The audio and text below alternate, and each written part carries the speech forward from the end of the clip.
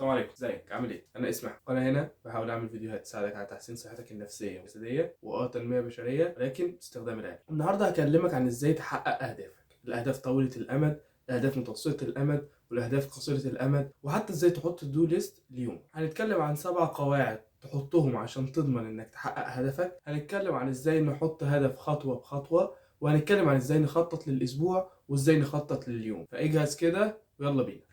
اول قاعده هي انك تخطط للفشل. تخطط للفشل ازاي؟ بانك تعرف الحاجات المهمه والحاجات اللي انت بتحب تعملها. اوليفر بيركمان في كتابه 4 اور ورك ويك بيقول 4 اور ورك ويك، هم ناس مرفهه بيشتغلوا 4 ساعات في الاسبوع، حاجه ملناش دعوه بيها، بس نحاول نستفيد من اللي هم بيقولوه.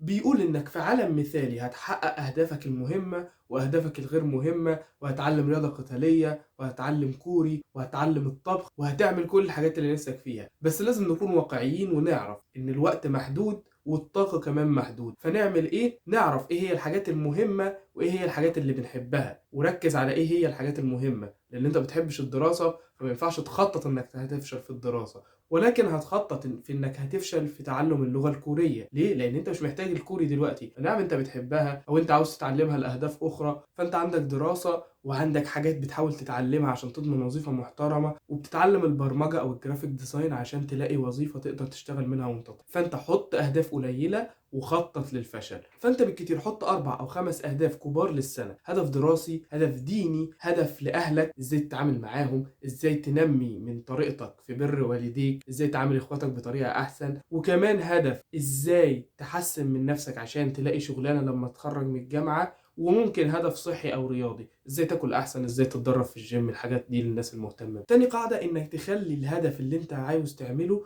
عرض جانبي لحاجه تانية. يعني مثلا انا عاوز اتعلم برمجه، مش عشان اتعلم برمجه في المطلق، ولكن عاوز اتعلم برمجه عشان اقدر اعمل كودنج للموقع اللي انا عاوز اعمله، عشان عاوز اعمل بيزنس معين. انت بتتعلم برمجه مش في المطلق، ولكن بتتعلم برمجه عشان تعرف تعمل البريسيت دي، او تعرف تعمل الفرونت اند دي، او تعرف تعمل الباك اند دي. فانت بتتعلم عشان تعمل حاجه انت عينك شايفاها، ولكن مش بتتعلم في المطلق. مثال تاني، انت بتقول انا عاوز اكل كويس وعاوز اتدرب.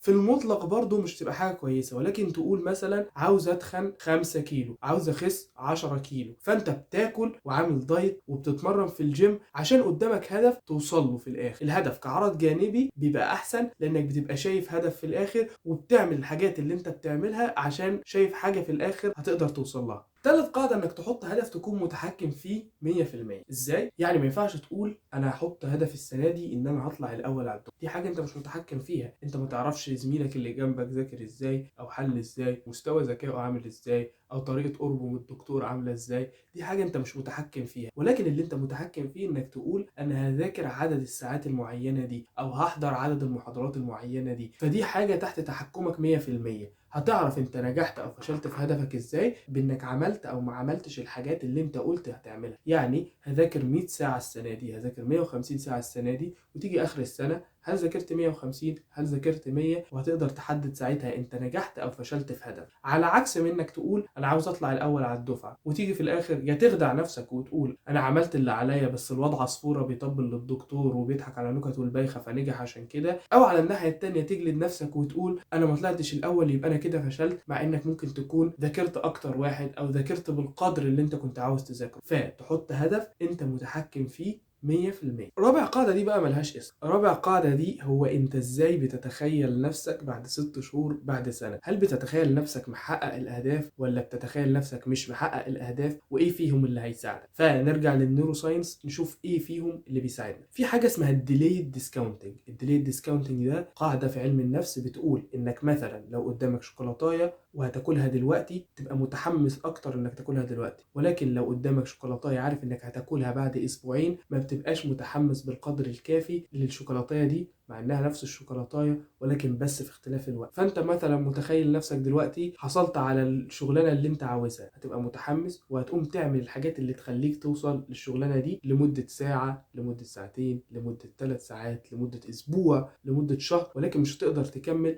لان الشغلانه دي بعيده قوي في المستقبل. الشغلانه دي بعد 3 سنين، بعد 4 سنين، بعد 5 سنين. فالديليد ديسكاونتنج بيخلي تاثير الجائزه البعيده قليل عليك. فتخيل نفسك بتحصل على الجائزه او بتوصل للهدف الهدف ده بيخليك تبدا الحاجه ولكن ما بيخليكش تكمل فيها. طب ايه اللي بيخليك تكمل في الحاجه؟ انك تتخيل نفسك بتفشل. جسمنا وعقلنا فعالين جدا في انهم يبعدوا عن الخطر اكتر من انهم يقربوا من الجائزه. فانت كل يوم تصحى تتخيل نفسك بتفشل، تتخيل نفسك ما بتعملش الحاجات اللي انت قلت انا هعملها، تتخيل نفسك ما بتذاكرش، تتخيل نفسك ما بتحلش في الميد تيرم، تتخيل نفسك ما بتحلش في الفاينل، تتخيل نفسك بتتخرج بتقدير قليل، تتخيل نفسك مش لاقي الشغلانه اللي انت عاوزها. ده هيضمن لك انك تذاكر اكتر ما تتخيل نفسك انك بتنجح كل يوم. القاعده الخامسه انك تحط هدف مش صعب قوي ومش سهل قوي، يعني مش حاجه تتحداك جدا لدرجه انك مش قادر تبدا فيها او حاجه صعبه عليك قوي فده مش هيخليك تبدا، ولا حاجه سهله قوي فتقول دي سهله قوي فانا هعملها اي وقت. كمان الحاجه السهله قوي ما بتخليكش تبدا فيها، فانت محتاج صعوبه مناسبه تخليك تبدا ولكن مش صعوبه قصوى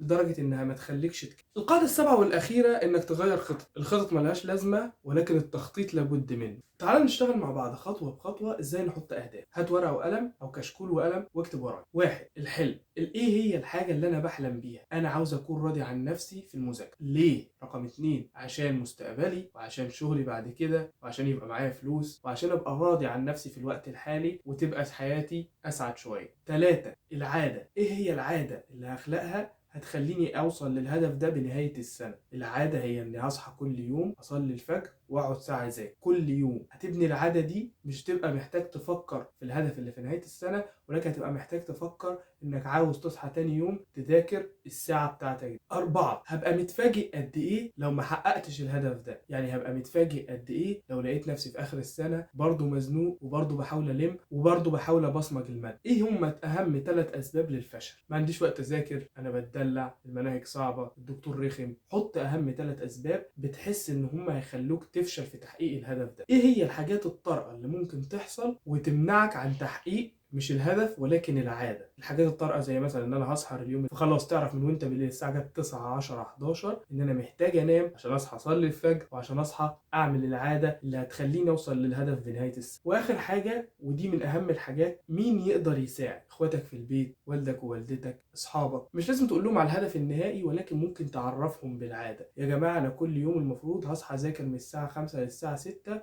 عشان ابقى طالب احسن. مش لازم يعرفوا انك بتذاكر الماني عشان تخش الامتحان عشان تسافر المانيا بعد 3 سنين، ولكن عرفهم يا جماعه انا كل يوم هصحى الساعه 5 عشان اذاكر الماني او عشان اذاكر اصلا في العموم. فتلاقيهم هم من حواليك، ها يا صبحي ذاكرت، ها يا صبحي صحيت النهارده، ها يا صبحي انا بقالي اسبوع ما شفتكش بتذاكر. فهم هيشجعوك على المذاكره وكمان هيبقوا رقيب عليك لان انت بينك وبين نفسك هتدي نفسك اعذار. ولكن لما يبقى شكلك قدام اخواتك الصغيرين ولا قدام والدك ووالدتك ان انت وعدت بحاجه او قلت انا عاوز اعمل حاجه ولقيت نفسك ما بتعملهاش، كبرياءك قدام نفسك وقدامهم هيمنعك من الفشل في العاده اللي انت بتعملها كل يوم. واخر حاجه ازاي تخطط ليومك وازاي تخطط لاسبوعك.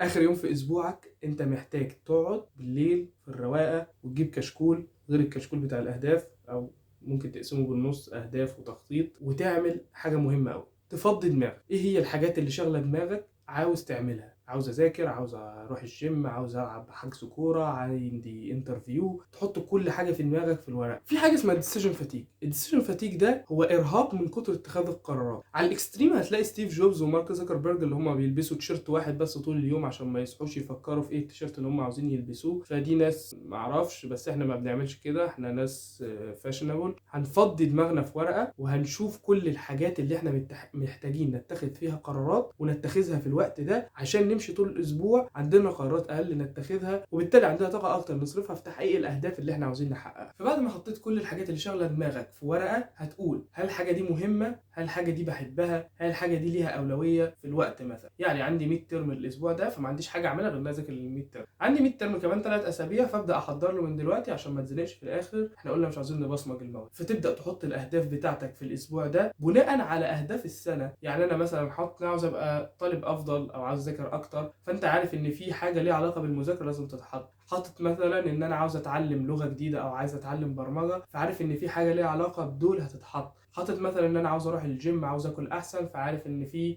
3-4 مرات هروح للجيم. فانت اصلا عندك خطوط عريضه الاهداف اللي هم بتوع السنه، وعندك العادات اللي انت حطيتها من وانت بتحط اهداف السنه طبقها، فتبقى عندك وقت صغير هتحط فيه الحاجات الطارئه او الحاجات التايم سنسيتيف، فتبدا تحط الحاجات دي. هتنقي اصعب حاجه موجوده الاسبوع ده. يعني مثلا عندي 3 شباتر عاوز اذاكرهم، فدول حاجه صعبه وعارف ان انا في الاغلب الحاجه دي اللي بكسل عنها وما بعملهاش، فتعمل ايه؟ تحدد لها وقت في الاسبوع. يعني الاسبوع ده يوم السبت من كذا لكذا هقعد عشان اشتغل على الموضوع الصعب ده، ويوم الاثنين ويوم الخميس، فتحط لها وقت وتبقى عارف الوقت ده وانت رايح له. يعني هتصحى من النوم انا عارف ان في بعد العصر ولا في المغرب ولا بالليل حاجه هعملها للهدف الصعب اللي انا عارف ان انا هاجله، فتبقى مركز انك تحقق الهدف الصعب ده. كل يوم الصبح هتبص في الاهداف اللي انت حطيتها للاسبوع وتبدا تاخد منها وتحطها في اليوم، وتبدا تعرف ان انا هعمل دي الساعه كذا، دي الساعه كذا، دي الساعه كذا، دي الساعه كذا، وتتخيل نفسك بتفشل ولا بتنجح. خلي نفسك بتنجح الصبح عشان تبقى انسبايرد ان انت تعمل الحاجه، ولكن طول اليوم تتخيل نفسك بتفشل عشان تخاف من الفشل فتعمل الهدف. بالليل تيجي تبص في التو ليست بتاعتك تشوف عملت منها قد ايه، وتقفل اليوم عشان تبقى مرتاح وتنام عشان تلحق تعوض بكره ان شاء الله التو ليست اللي انت ما عملتهاش امبارح، وهكذا. افتكر دايما لو حياتك صعبه في اطفال بيموتوا من جوه في افريقيا. بس في الاستوديو الجديد شوت اوت للانتيريور ديزاينر اللي ظبط لنا الفيديو. السلام عليكم.